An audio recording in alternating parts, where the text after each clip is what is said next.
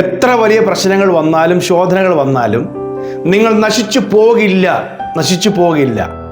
അതിന് കാരണം, നിങ്ങൾ നശിച്ചു പോകാതിരിക്കാൻ കാരണം ദൈവത്തിൻ്റെ സാന്നിധ്യം നിങ്ങളുടെ മേലുണ്ട്. ആമേൻ. ഇന്നത്തെ ശാലോം സന്ദേശത്തിൽ കർത്താവ് തരുന്ന ദൂത്, മഹത്വത്തിന് പ്രത്യാശയായ ക്രിസ്തു നിങ്ങളിലിരിക്കുന്നു. ക്രിസ്തു നിങ്ങളിലുള്ളിടത്തോളം കാലം ഏതൊക്കെ തിരമാലയും കൊടുങ്കാറ്റും പേമാരിയും പ്രതിസന്ധികളും ആഞ്ഞടിച്ചാലും നിങ്ങൾ തകരില്ല. അപ്പോസ്തലനായ പൗലോസ് കൊരിന്ത്യർക്ക് ലേഖനം എഴുതിയപ്പോൾ തന്നെക്കുറിച്ച് തന്നെയും തൻ്റെ ആത്മീയ ജീവിതത്തെക്കുറിച്ച് പറഞ്ഞിരിക്കുന്ന ഒരു വാക്ക്, ദൈവത്തിൻ്റെ ആത്മാവിൻ്റെ അത്യന്ത ശക്തി വഹിക്കുന്ന മൺപാത്രങ്ങളാണ് ഞങ്ങൾ. 2 കൊരിന്ത്യർ 4 അധ്യായം 8 വാക്യം, 7-8 വാക്യങ്ങൾ. ദൈവത്തിൻ്റെ അത്യന്ത ശക്തി വഹിക്കുന്ന മൺപാത്രങ്ങളാണ് ഞങ്ങൾ. ഹല്ലേലൂയ. അതുകൊണ്ട് ഞങ്ങൾ സകല വിധത്തിലും കഷ്ടം സഹിക്കുന്നവരാണെങ്കിലും ഇടുങ്ങിയിരിക്കുന്നില്ല, ഉപദ്രവം അനുഭവിക്കുന്നവരാണ്, ഉപേക്ഷിക്കപ്പെടുന്നില്ല, വീണ് കിടക്കുന്നവരാണ്, നശിക്കപ്പെട്ടു പോകുന്നില്ല. ഹല്ലേലൂയ. ക്രിസ്തുവിൻ്റെ ശക്തി ഈ മൺകൂടാരങ്ങളിൽ ഇരിക്കുന്നിടത്തോളം, ഈ ശരീരത്തിൽ ഇരിക്കുന്നിടത്തോളം കാലം ആ മൺകൂടാരത്തിനെതിരെ ഇടുക്കം, ഞെരുക്കം, തകർച്ച, ബുദ്ധിമുട്ട് ഇതെല്ലാം വരുമ്പോഴും നിരാശപ്പെടുന്നില്ല, തകർന്നു പോകുന്നില്ല, നശിച്ചു പോകുന്നില്ല. ഇങ്ങനെയാണ് പൗലോസ് പറയുന്നത്. അപ്പോൾ ക്രിസ്തു നിങ്ങളുടെ അകത്ത് വസിക്കുന്നെങ്കിൽ, ക്രിസ്തുവിൻ്റെ ആത്മാവിനെ ദൈവം നിങ്ങളുടെ ഉള്ളിൽ പകർന്നിരിക്കുന്നെങ്കിൽ ഒരിക്കലും നിങ്ങൾ നശിച്ചു പോകുവാൻ ദൈവം സമ്മതിക്കില്ല. എന്നാൽ മൺകൂടാരമായതുകൊണ്ടും മൺപാത്രമായതുകൊണ്ടും ഒരുപാട് ശോധനകൾ അതിനുണ്ട്. താങ്ങാൻ കഴിയാത്ത പ്രതിബന്ധങ്ങളും താങ്ങാൻ കഴിയാത്ത പ്രയാസങ്ങളുമാണ്. പക്ഷേ ഉടഞ്ഞു പോകാൻ ദൈവം സമ്മതിക്കുകയില്ല. ഹല്ലേലൂയ. ഉടച്ചു കളയുമെന്ന് പിശാച് വാത് കെട്ടിയാലും ഉടഞ്ഞു പോകില്ല. ഇസ്രായേൽ ജനത്തിൻ്റെ കഷ്ടതയെക്കുറിച്ച് ദൈവം മോശയ്ക്ക് കൊടുക്കുന്നൊരു വെളിപ്പാടുണ്ട്. പുറപ്പാട് പുസ്തകം 3 അധ്യായത്തിൽ മുൾപ്പടർപ്പ്, ഹോരേബിൽ ഒരു മുൾപ്പടർപ്പ് കത്തുകയാണ്. ആ കത്തിക്കൊണ്ടിരിക്കുന്ന മുൾപ്പടർപ്പിൻ്റെ ഇലയൊന്നും വെന്തും കരിഞ്ഞും പോകുന്നില്ല. അതിൻ്റെ നടുവിൽ യഹോവ നിൽക്കുകയാണ് സംസാരിച്ചുകൊണ്ട്. മോശയോട് ദൈവം പറയുകയാണ്, എൻ്റെ ജനത്തിൻ്റെ കഷ്ടത ഞാൻ കണ്ടു, അവരുടെ വേദന ഞാൻ അറിഞ്ഞു, നിലവിളി ഞാൻ കേട്ടു, അവരെ രക്ഷിപ്പാൻ ഞാൻ ഇറങ്ങി വന്നിരിക്കുന്നു. അപ്പോൾ മുൾപ്പടർപ്പ് കത്തിക്കൊണ്ടിരിക്കുന്നതിനും നടുവിലും ദൈവം അതിന് നടുവിൽ ഇറങ്ങി വന്ന് സംസാരിക്കുന്നു. അതാണ് ഇസ്രായേൽ ജനത്തിൻ്റെ ചിത്രം. ശോധനയ്ക്കകത്ത് നിൽക്കുന്ന, കഷ്ടതയ്ക്കകത്ത് നിൽക്കുന്ന ദൈവജനം നശിച്ചു പോകാൻ ദൈവം സമ്മതിക്കുന്നില്ലെന്ന് മാത്രമല്ല, അവരുടെ നടുവിൽ ദൈവം വന്ന് നിൽക്കുന്നു. നിങ്ങളുടെ കൂടെ ദൈവമുണ്ട്, നിങ്ങളുടെ കൂടെ ദൈവമുണ്ട്, നിങ്ങളുടെ കുടുംബത്തിൽ ദൈവമുണ്ട്. ആരൊക്കെ നിങ്ങളുടെ കൂടെ ദൈവം ഇല്ലെന്ന് പറഞ്ഞാലും അങ്ങനെ ഇല്ലാതാകുന്നില്ല. ദൈവ സാന്നിധ്യം നിങ്ങളുടെ മേലുണ്ട്, ദൈവം നിങ്ങളുടെ കൂടെ ഉണ്ട്. കാരണം നിങ്ങൾ യേശു ക്രിസ്തുവിനെ സ്വീകരിച്ചതുകൊണ്ടാണ്, വിശ്വാസത്താൽ അംഗീകരിച്ചതുകൊണ്ടാണ്.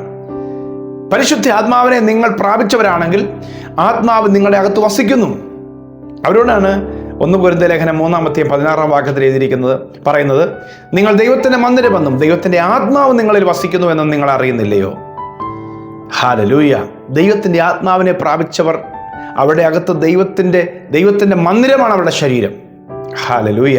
അപ്പോൾ നശിക്കാൻ ദൈവം സമ്മതിക്കില്ല, തകർന്നു പോകുന്നില്ല, നിരാശപ്പെടുന്നില്ല. ഹല്ലേലൂയ. നിരാശപ്പെടുത്തുക, തകർത്ത് കളയുക,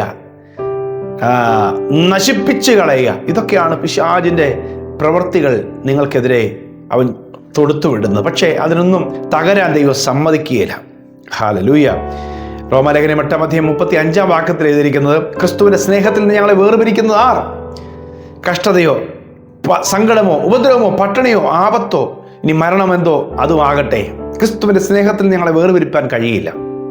അതെ സഹോദരങ്ങളെ, നമ്മുടെ ജീവിതത്തെ ക്രിസ്തുവിൻ്റെ സ്നേഹത്തിൽ നിന്ന് വേർപിരിപ്പാൻ കഴിയുന്നില്ല. എത്രയോ പേര് യേശു ക്രിസ്തുവിൻ്റെ സ്നേഹം നിമിത്തം ഉപദ്രവം അനുഭവിക്കുന്നു, പീഡ അനുഭവിക്കുന്നു, അകാരണമായി മർദ്ദിക്കപ്പെടുന്നു, ജയിലിലാക്കപ്പെടുന്നു, അപമാനിക്കപ്പെടുന്നു. ഇതൊക്കെ നമ്മുടെ ഭാരതത്തിൽ നടക്കുന്നുണ്ട്. എന്താണ് അവരെ ഉറപ്പിച്ചു നിർത്തുന്നത്? ക്രിസ്തുവിൻ്റെ സ്നേഹമാണ്, വേറെ ഒരു ഓഫറുമല്ല, ക്രിസ്തുവിൻ്റെ സ്നേഹം. ഹല്ലേലൂയ. ലോകപ്രകാരം ലഭിക്കേണ്ട ആനുകൂല്യങ്ങൾ നഷ്ടപ്പെടുത്തിയിട്ടാണ് അവർ ക്രിസ്തുവിൻ്റെ സ്നേഹത്തിന് പിന്നാലെ വരുന്നത്. എന്നിട്ട് അവർ ഉപദ്രവേൽക്കുകയാണ്. നിശ്ചയമായും ക്രിസ്തുവിനെ സ്നേഹിക്കുന്നവർക്ക് ഉപദ്രവങ്ങളുണ്ട്, കഷ്ടതകളുണ്ട്. കർത്താവ് പറഞ്ഞില്ലേ, ലോകത്തിൽ നിങ്ങൾക്ക് കഷ്ടതകളുണ്ട്, ഞാൻ ലോകത്തെ ജയിച്ചിരിക്കുന്നു. യോഹന്നാന്റെ സുവിശേഷം 16 അധ്യായം 33 വാക്യത്തിൽ എഴുതിയിരിക്കുക, ഞാൻ ലോകത്തെ ജയിച്ചിരിക്കുന്നു. ഹല്ലേലൂയ. ക്രിസ്തുവിൻ്റെ സമാധാനമാണ് അവൻ നമുക്ക് തരുന്നത്. അത് എല്ലാ പ്രശ്നങ്ങളുള്ളപ്പോഴും സകല ബുദ്ധിയും കവിയുന്ന ഒരു ദൈവിക സമാധാനമാണ് ദൈവം നമുക്ക് നൽകി തരുവാൻ ആഗ്രഹിക്കുന്നത്.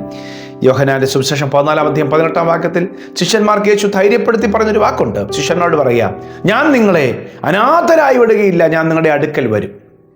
കഷ്ടതയുണ്ട്, ഞെരുക്കമുണ്ട്, ബുദ്ധിമുട്ടുണ്ട്, ഇതെല്ലാം ഉള്ളപ്പോഴും നമ്മളെ കൈവിടാതെ നമ്മുടെ അടുക്കൽ വരുന്നൊരു കർത്താവ്. ഹല്ലേലൂയ. നമ്മളോട് ചേർന്ന് നിൽക്കുന്നൊരു ദൈവം, ആശ്വസിപ്പിക്കുകയും ധൈര്യപ്പെടുത്തുകയും ചെയ്യുന്ന കർത്താവ്. ഹല്ലേലൂയ. ഒരിക്കലും അവൻ്റെ സാന്നിധ്യം നമ്മളെ വിട്ടുപോകും. ഇന്നത്തെ ഈ പുതിയ ദിവസം ദൈവത്തിൻ്റെ സാന്നിധ്യം നിങ്ങളെ നയിക്കാൻ ആഗ്രഹിക്കുകയാണ്. എല്ലാ പ്രതിബന്ധങ്ങളുടെയും നടുവിലൂടെ തന്നെ. ചെങ്കടൽ കാണുമ്പോൾ സൈഡിൽ കിടപ്പൊക്കോളം എന്ന് പറയുന്നൊരു ദൈവമല്ല, അതിനെ നടുവിലൂടെ ദൈവം നടത്തും. തീക്കൽ പാറയാണ്, വെള്ളമില്ലെന്ന് പറഞ്ഞാൽ നീ വേറെ സ്ഥലത്ത് പോയി കുടിക്കാം, അങ്ങോട്ട് പൊക്കോ എന്നല്ല പറയുന്നത്. അതിൻ്റെ അകത്തും നീരുറവിനെ തുറക്കുന്ന, നദിയെ പുറപ്പെടുവിക്കുന്ന ദൈവം ഒരിക്കലും വഴി മാറ്റിവിടുന്നില്ല. പ്രതിസന്ധികളിലൂടെ കടത്തിവിടുന്നു. അതിനകത്തൊരു ജയം തരാൻ ആഗ്രഹിക്കുന്നു. ഞങ്ങൾ സകല വിധത്തിലും കഷ്ടം സഹിക്കുന്നവരെങ്കിലും ഇടുങ്ങിയിരിക്കുന്നില്ല.